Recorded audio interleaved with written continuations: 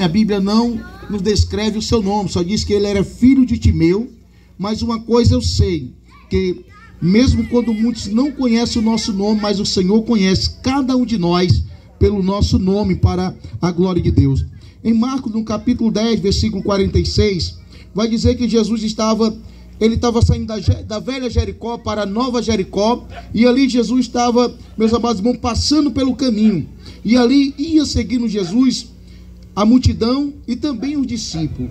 Então nós podemos ver que a Bíblia nos traz uma separação de multidão e discípulos. E hoje é uma pergunta que fica para nossas vidas: quem nós somos diante da presença do Senhor? Se somos multidões ou se somos discípulos de Cristo para a glória de Deus? E no versículo 47, nós vamos ver que começa a mudar a história de um homem que era cego e mendigo. Vai ser uma transformação. E eu vou aprender muito com a história deste homem, porque ele nos ensina como verdadeiramente a gente alcançar a glória, o poder e a misericórdia de Deus sobre as nossas vidas. Aquele homem, no versículo 47, vai dizer que ele, ouvindo que era Jesus de Nazaré, ele começou a clamar e a dizer: Jesus, filho de Davi, tem misericórdia de mim. E olha só, meus amados irmãos, que aquele homem, ele ouvindo que era Jesus de Nazaré, e ali ele teve atitudes que mudou a sua história, que mudou o seu cativeiro.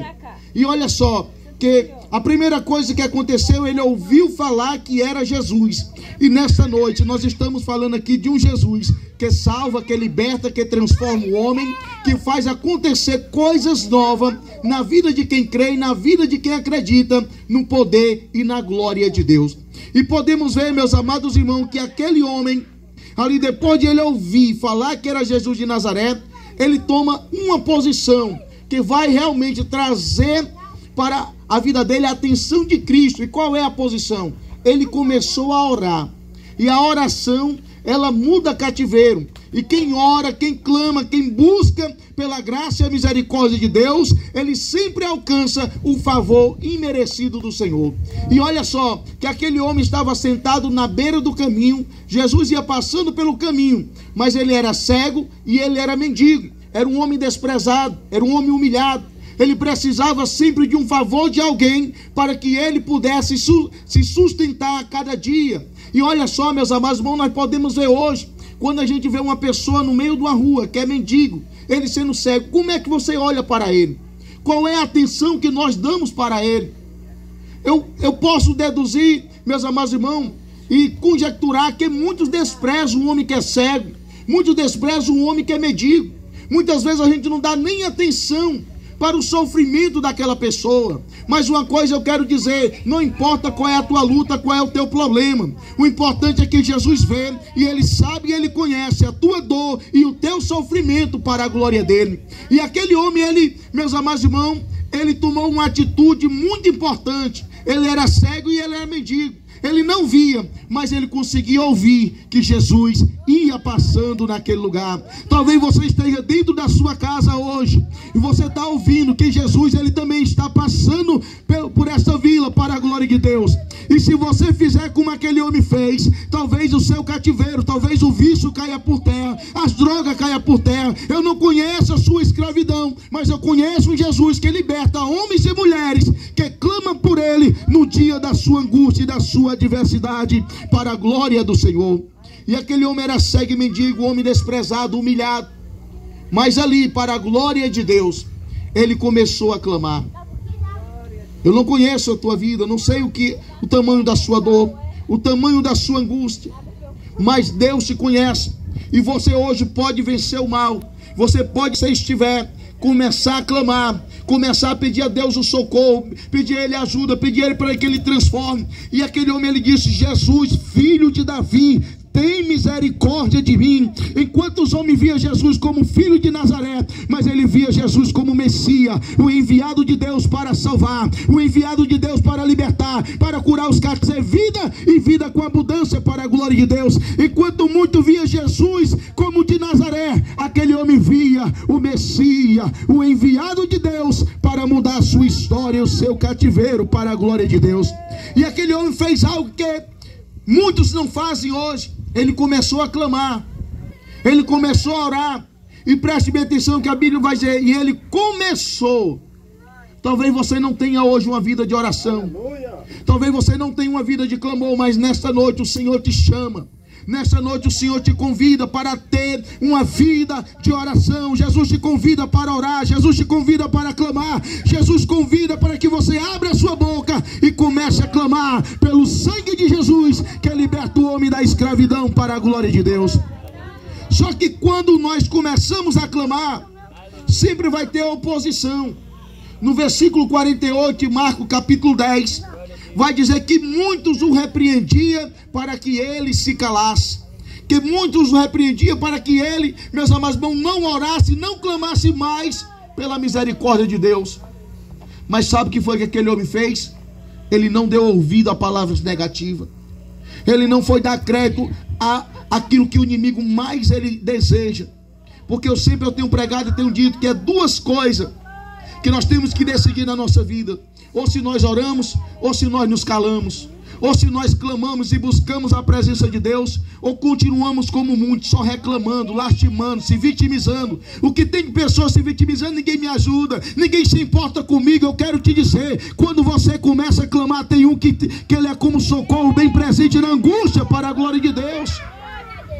E olha só que é uma guerra espiritual. A vontade de Deus para a sua vida hoje, que está me ouvindo, talvez você esteja na sua casa, aonde você estiver nesta noite, a vontade de Deus é que você ore, a vontade de Deus é que você clame, a vontade de Deus é que você peça misericórdia a Ele. Mas a vontade do diabo é que você se cale, é que você fique só se maldizendo, só reclamando, só falando palavras que não atrai coisas boas. Mas nesta noite eu quero te dizer, Jesus manda dizer hoje para essa vila: comece a clamar, comece a orar, porque Ele vem socorrer quem está clamando pela sua misericórdia, para a glória de Deus. E aquele homem, meus amados irmãos, quando ele começou uma vida de oração, logo Satanás se levantou usando pessoas. Satanás, ele usa quem dá lugar para ser usado por ele. Satanás, ele usa quem permite Satanás entrar na sua vida. E eu quero dizer nessa noite, muitos disseram para aquele homem: cala-se. Mas ele não deu crédito às palavras negativas, mas ele clamava cada vez mais: Jesus, filho de Davi, tem misericórdia de mim. Eu não sei onde você está, talvez você até pediu, mas Jesus está dizendo: insista, persista, clame, persevere em buscar a glória, a presença e a misericórdia de Deus. Porque a oração é um dever de todos, mas nem todos cumprem esse dever na sua vida. Tem sempre algo que eu gosto de dizer, que a oração é para todos, mas nem todos são para a oração.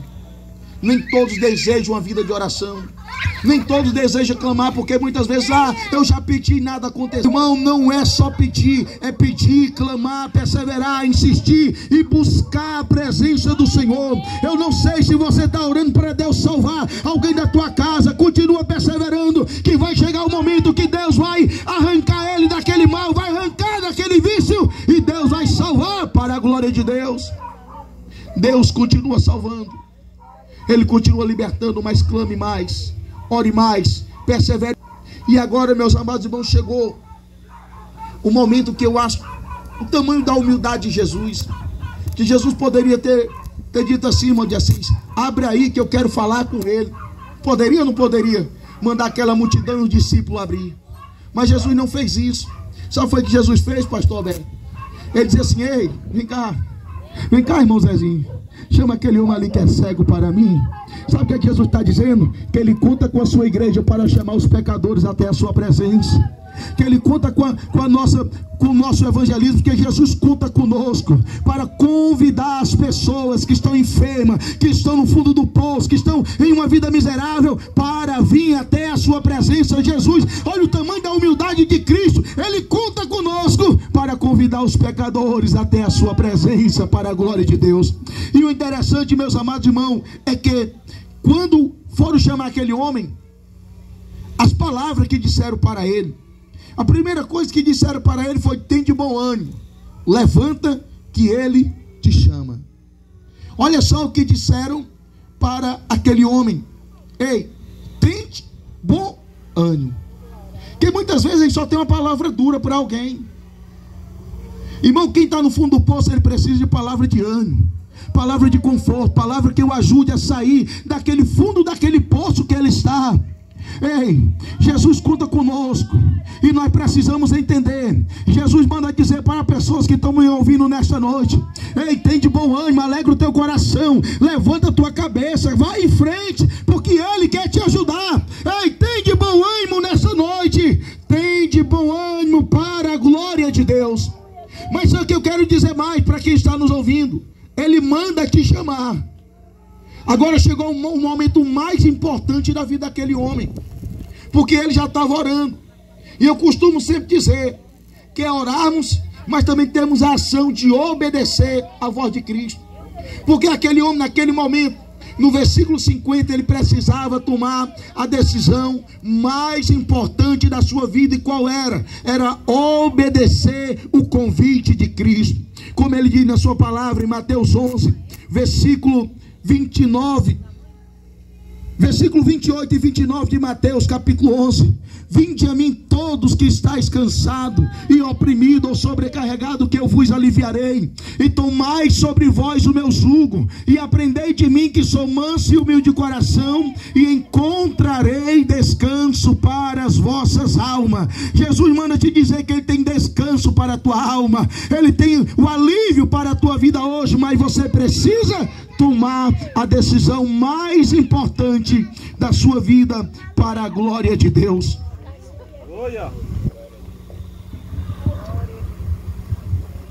E olha só que aquele homem precisava tomar a decisão mais importante. E qual era a decisão? Obedecer à voz de Cristo.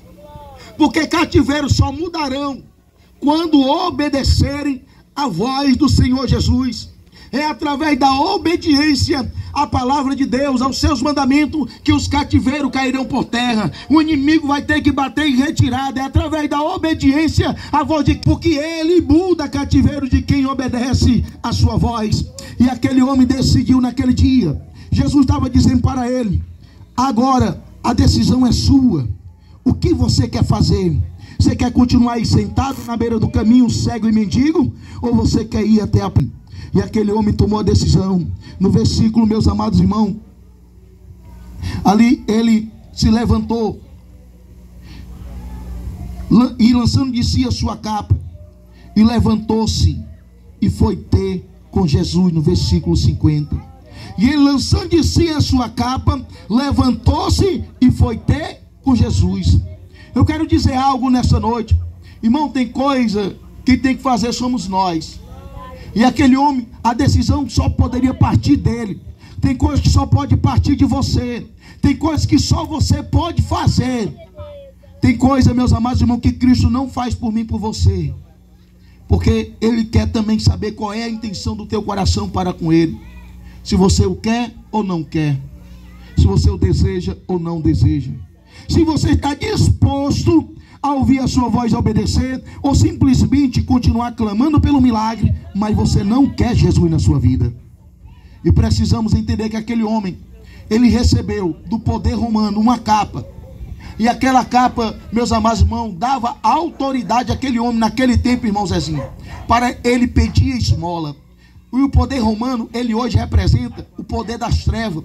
E como é isso? Satanás, ele tem dado capa para muitos, para viver sempre na medicação, para viver nas drogas, para viver na bebida, para viver na prostituição. Satanás ele tem dado capa a muitos para continuar numa vida de escravidão. Satanás, ele não quer que você seja liberto. Ele permite que você faça algumas coisas, mas ele não quer que você venha até a presença de Jesus.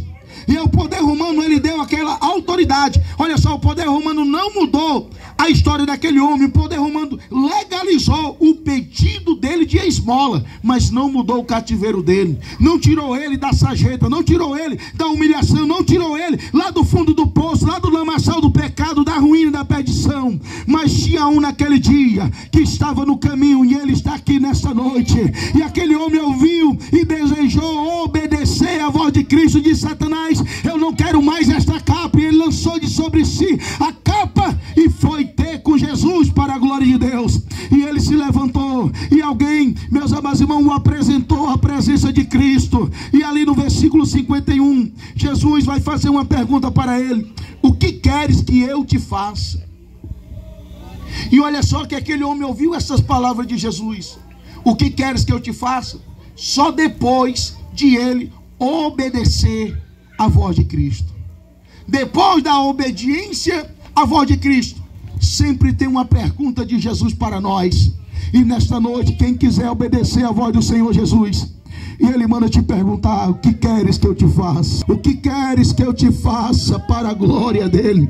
Jesus manda perguntar às pessoas que querem obedecer à sua voz: o que queres que eu te faça?